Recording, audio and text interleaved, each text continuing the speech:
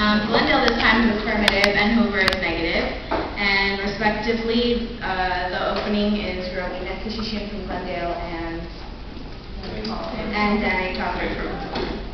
So, debate calls to order at 7:28.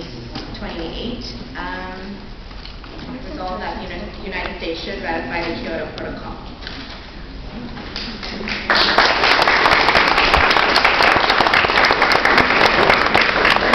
Ladies and gentlemen, my name is Rowena Kishishian from Glendale High School. Please bear with me, I'm losing my voice, but I shall continue on with the debate. Imagine for a split second that your neighbor, your son, daughter, anybody you cared about was going to die in about 10 years because of where they lived, and you knew about it. You knew about the repercussions. So, would you do anything about it? We shouldn't wait and see what happens. This is what the Kyoto Protocol is about.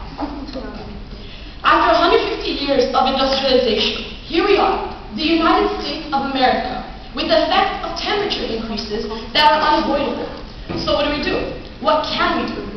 Let me be a little blunt here. We're going to die, and if not us, our future generations, due to global warming. The Kyoto Protocol, an international treaty, an amendment to the United Nations Framework Convention on Climate Change. The United States, along with the world, is basically slowly progressing towards global warming. Actually, we are facing that. Since January of 2006, 160 countries have ratified this protocol to reduce emissions of carbon dioxide and 5 other greenhouse gases that are actually detrimental to our health. So should the United States ratify the Kyoto Protocol? Let me tell you a little something about the United States. 4% of the global population, the United States. 25%, a quarter of the world's global emissions of carbon dioxide, of 5 other greenhouse gases, the United States. The world's largest greenhouse gas emitter, the United States. Now, there are arguments against it. So the Kyoto Protocol demands too much, achieves too little, and is unnecessary. It demands too much. The opponents, you might bring up the whole money issue. Yeah, Bush has a lot of, we're in debt. Okay, let me bring something up. The costs vary substantially depending on the emissions target and political approach, the policy approach, excuse me.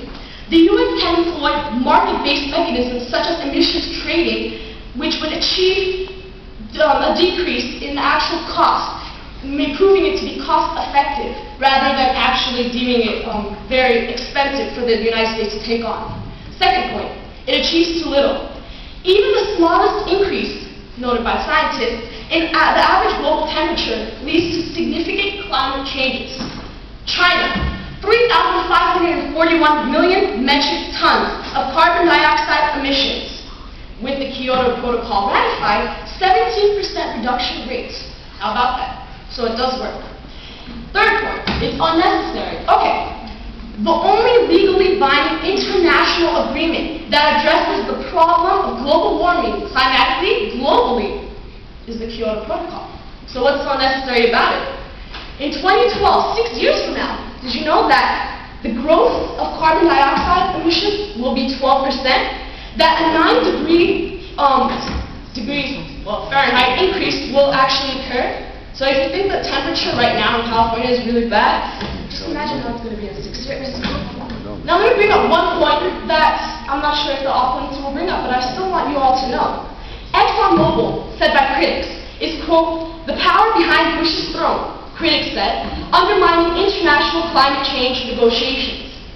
Did you know that ExxonMobil, when you drive by going to school, going to work, and you see like $4 almost gas or however much it is, and you all complain about it. Well, ExxonMobil operates in 200 countries. The largest producer, 4.5 million barrels of oil, the largest producer in the world.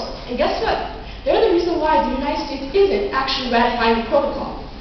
Bush's administration, the positions reflect the Republican majority in Congress. And the Republican majority in Congress traditionally is hostile to the Kyoto Protocol. But why?